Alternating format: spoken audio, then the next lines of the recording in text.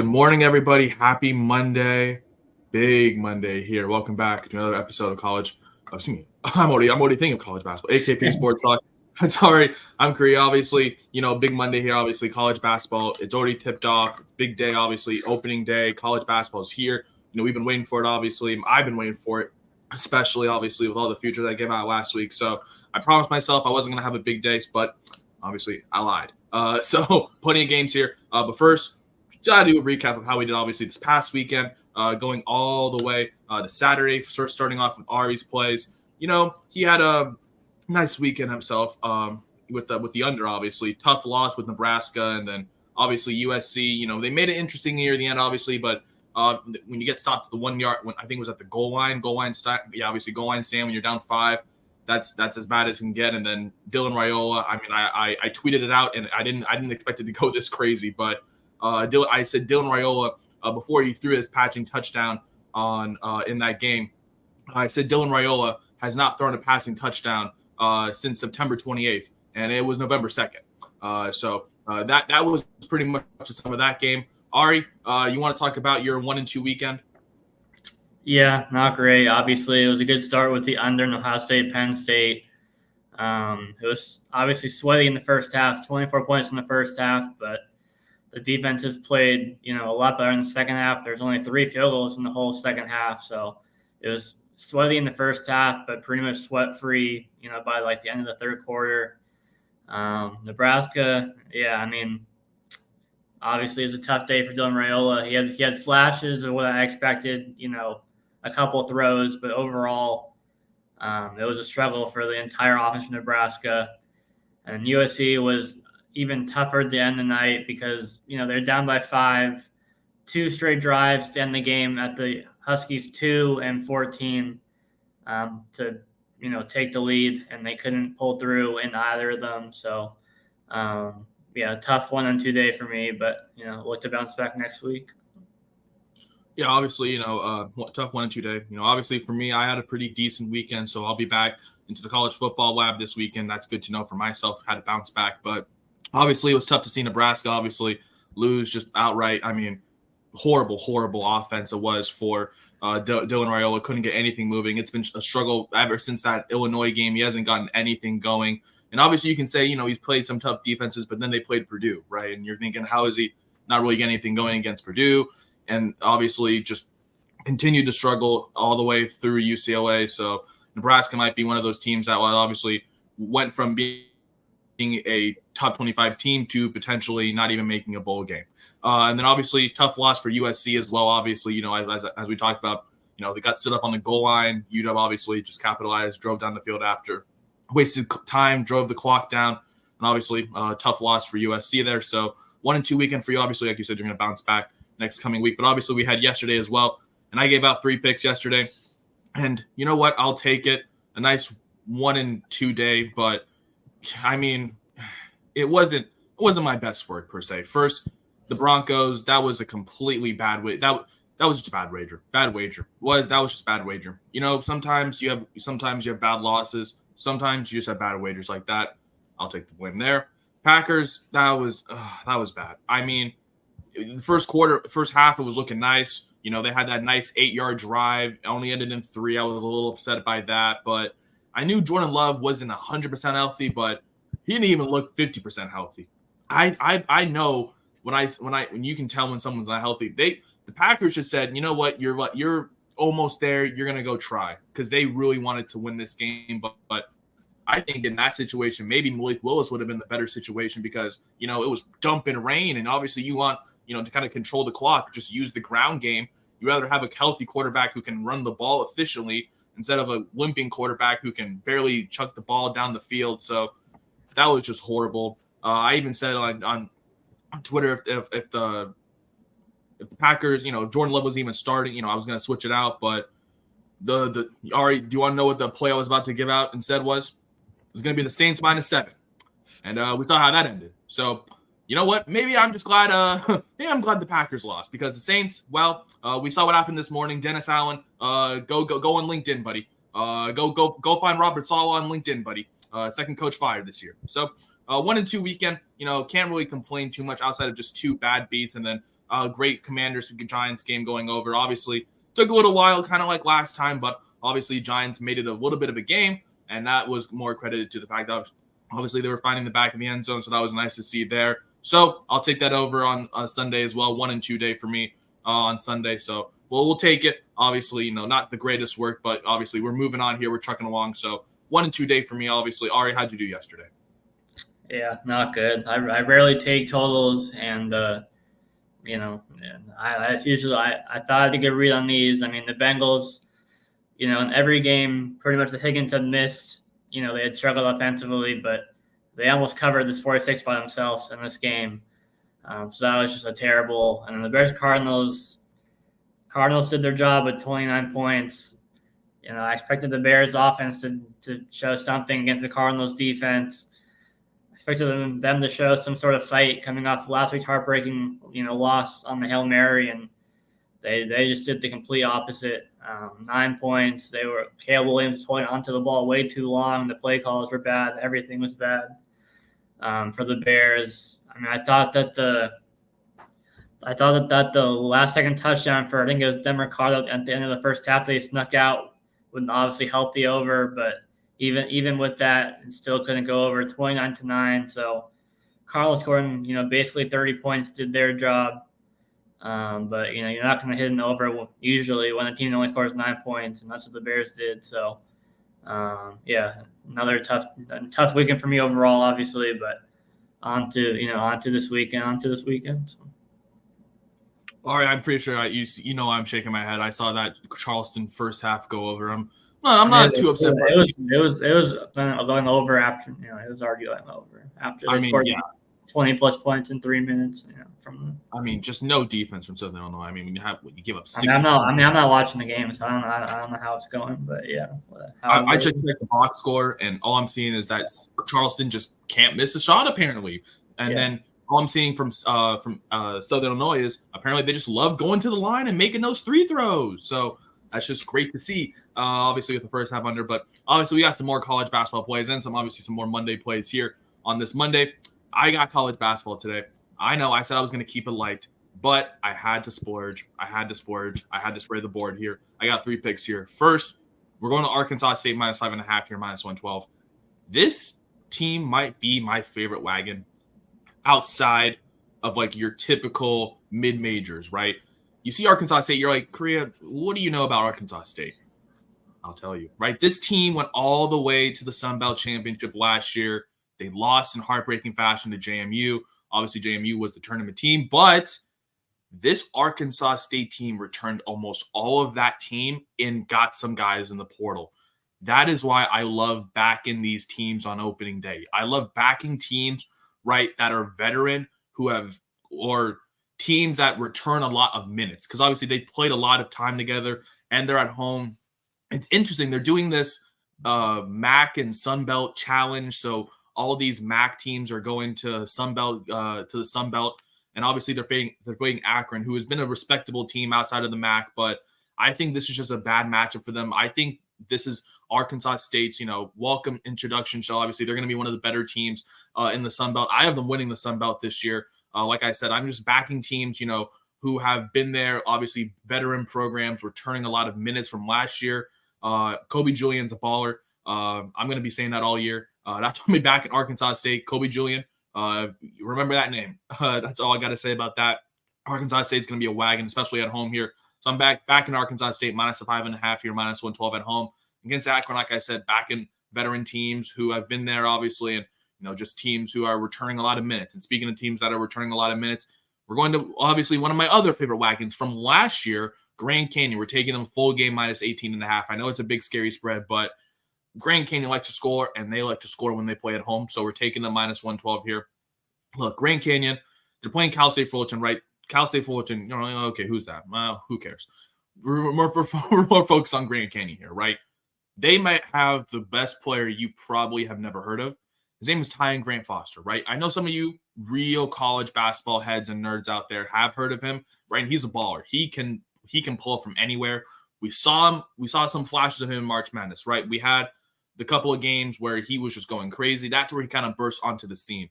I think he's going to have a type of Ashton Jeanty emergence where a lot of people are going to be like, oh, I remember him, but I kind of want to see more of him now. And this is where you see him, and he's going to go all crazy. I think he's going to be a contender for Naismith Player of the Year, as he already is. I think he's going to be one of the best basketball players in all of college basketball. And he didn't go anywhere. He stayed at Grand Canyon. And you can say Grand Canyon, it's not like the most, a university where you're saying, oh, well, it's just a great university. I'm sorry, Grand Canyon, but I mean, you're for profit. Let's be real here. I mean, all other schools are nonprofit except for Grand. You look on the stock market, you can find Grand Canyon University on the stock market. That's all I'm going to say. But Grand Canyon, I do love them tonight. Like I said, I'm going to be investing in their basketball team, not their actual stock.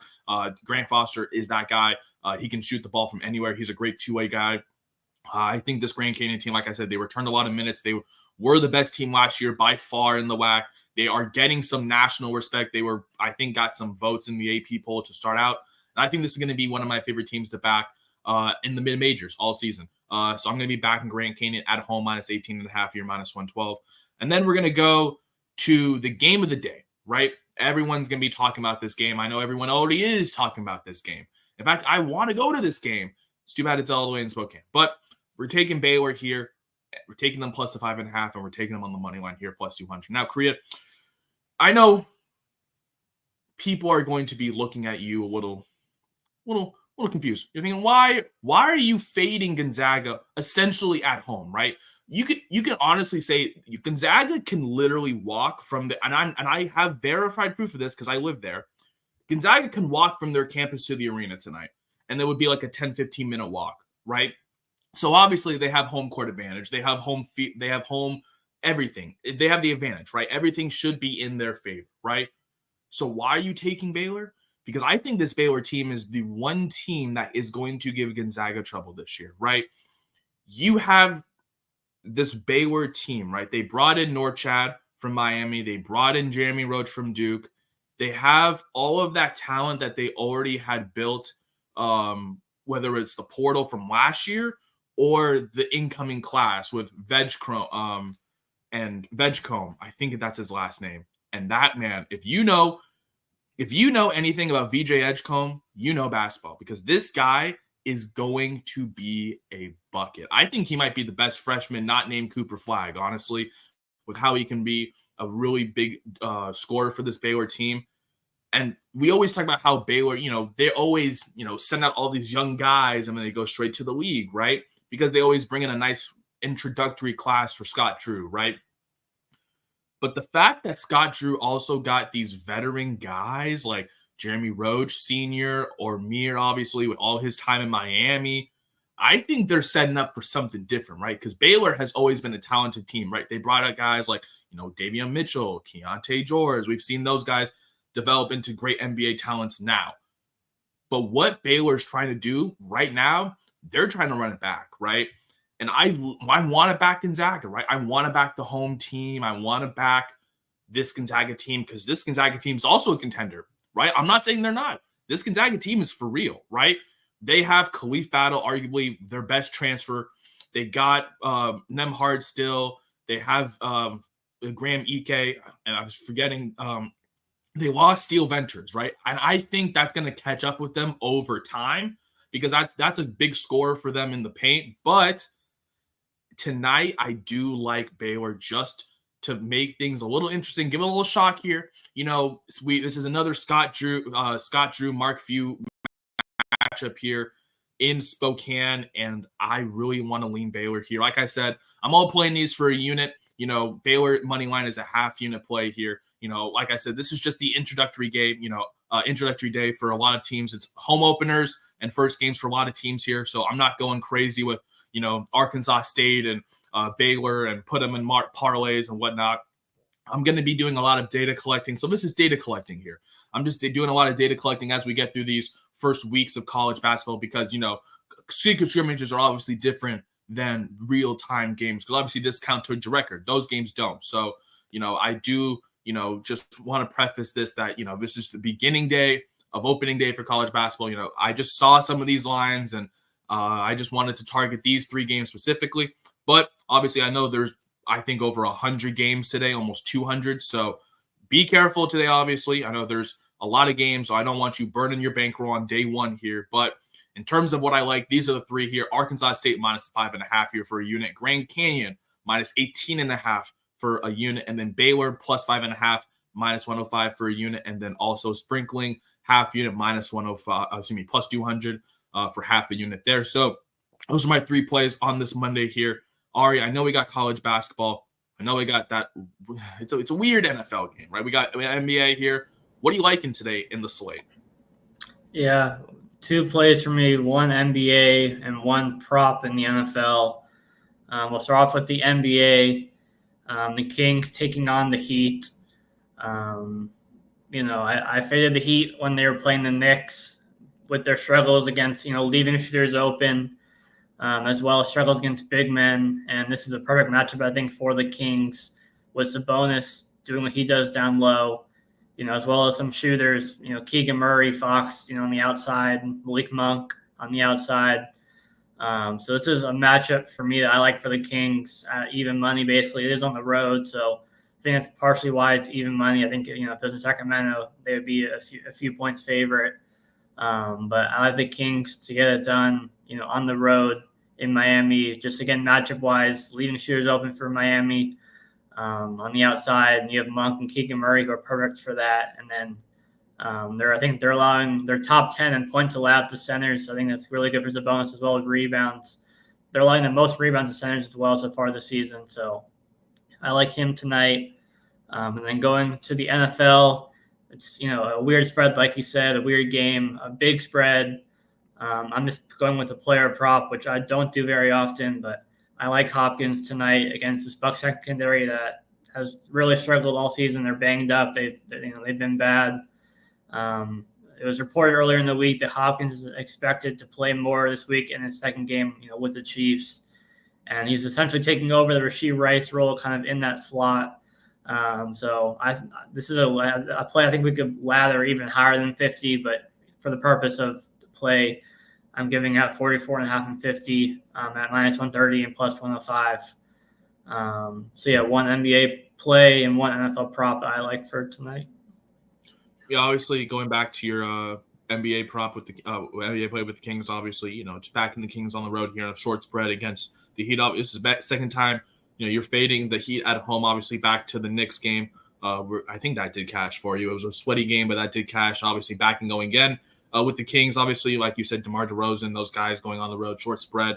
I do like the Kings in that spot for you. And then, like I said, it was a weird game, weird spread, weird total, but I do like that prop for you, just going to the player prop realm here. I know you don't really delve into that, but DeAndre Hopkins, I expect him to have a big week as well. Obviously, you mentioned, he wasn't really introduced yet into the role, but I think obviously, they've, especially with this Buccaneers defense, we saw what they've done. What they've allowed Drake London to do to them.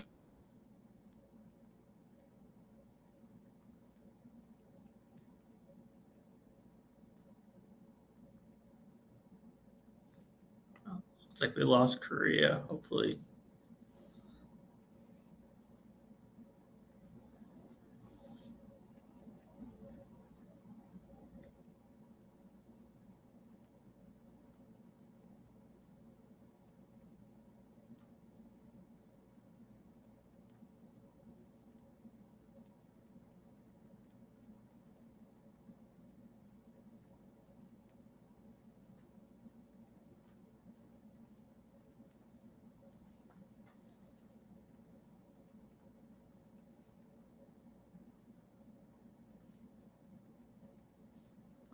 Okay, it looks like Korea should join back. I mean, we're basically done. Oh, here he is. Yeah, pretty much. I was just saying with DeAndre Hopkins, I actually will ladder him to probably almost 100. I know you like 50, and I know you were kind of alluding to maybe 75 plus 100 plus, but I do like him to have a big day today. Obviously, with how the Buccaneers defense has looked in previous weeks, in terms of that secondary, obviously they're known for stopping the running, obviously forcing pressure, getting to the quarterback, but this is Patrick Mahomes they're facing, obviously, and Todd Bowles, obviously, he's faced, some good quarterbacks, but we know Mahomes is one of the better quarterbacks, just escaping pressure and making a play out of nothing, right? And he's going to find his targets downfield some way, somehow. And I do like DeAndre Hopkins to have a big day today. Obviously, as you mentioned, in the slot, taking over the Rashee Rice role. Obviously, Mahomes targeted Rashee Rice a lot, especially, when blitzes were coming in his face, especially whether it's over the middle or whatnot, and he would take it upfield. And I think DeAndre Hopkins, obviously, even though, he is a little older than Rashee Rice, I still think he has that ability to just take it upfield and, get some yardage there. So, obviously, your 2 plays today, the Kings straight up on the money line here, -110, and a pick 'em on the road in the Kaseya Center. What a weird name. against the Heat. And then DeAndre Hopkins, kind of your mini ladder here, just taking his regular line here at over 44.5 receiving yards, and then laddering it up to 50 at +105. I do like that play for you. And then my 3 plays going to the hardwood, college basketball. Like I said, it's introductory day 1 for obviously all these guys. So don't go too crazy, but I do like these 3 here. Arkansas State -5.5 at home, -112. Grand Canyon -18.5 there, -112 at home. And then Baylor as road pretty much dogs here, +5.5. I like the sprinkle there on the money line there at +200, but I like the 5.5 there, -105. You can obviously find all of these bets, of course, on our Twitter below, AKP Sports Talk. We're going to have my card and, of course, Ari's NBA/NFL Twitter card posted on our Twitter, momentarily, along with this video. That's going to do it for this episode. Of course, tomorrow we're going to be back. And no, people, we're not going to be doing anything with whatever's happening in Washington, D.C. tomorrow, of course. Because you know what, Ari? We got some action tomorrow. We got to pay attention. Get into the lab. We got Bowling Green tomorrow. We got Miami of Ohio. We got Ball State, okay? We got some big-time games here.